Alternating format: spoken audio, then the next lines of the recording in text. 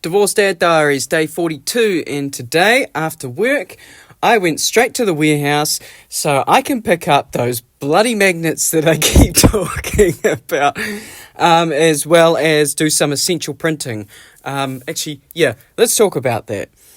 So I printed off 3 major pieces today, the first one being what I call the list. So the kids have been doing this after dinner every day for as long as they've been in school. The idea is to reset themselves after the day ends. Tidy your room, uniforms on couch, shoes, bottle, hat, lunchbox.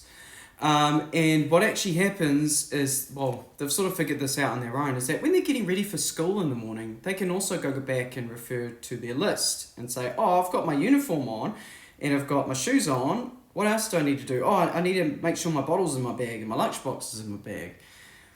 This is a lifesaver, having 3 kids. It just means that I'm not as stressed in the morning because they can self-manage and get themselves ready.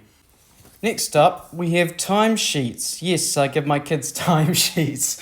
Effectively, each of them has a list of jobs, and anytime they do one of those jobs, they get a line on the chart. So there's like laundry, emptying the dishwasher, cleaning lounge, cleaning table, bathroom, getting ready for school, making themselves lunch, all that sort of stuff. Since the inception of this, I've constantly been tweaking the jobs that I've got on there to make sure that they're ones that they'll actually do and can do, as well as tweaking the amount that I pay them.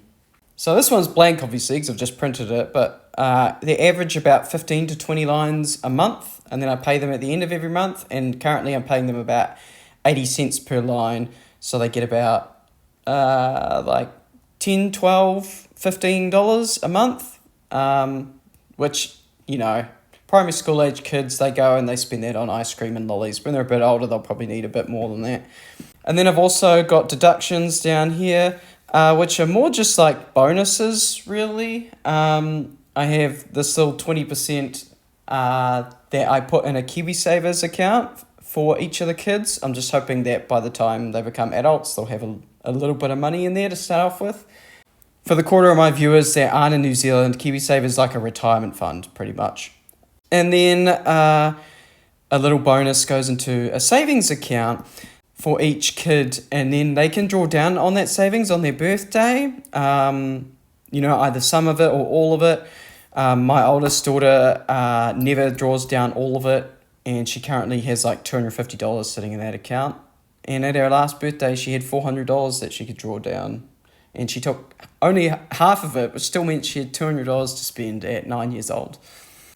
And then finally, last but not least, we've got our movie night chart. If you cast your mind back to, I think it was about day 20, I talked a bit about this idea that I had. You also might have noticed I bought not actual fridge magnets, they're whiteboard magnets. And it was specifically for this piece of printing here. So first off, we've got whose movie night it is. So last week it was mine, so this week it'll be Lincoln, and then I can move this dot around, Lola, Coco, depending on whose movie night it is, so we won't have to remember. And then we also have the seating arrangements. So last week Coco was in the special spot, so she'll be in the middle next time. Lola will be in the corner. Lincoln will be in the special spot. And then they each just move to the right after each movie night. Nice and simple, no more remembering needed.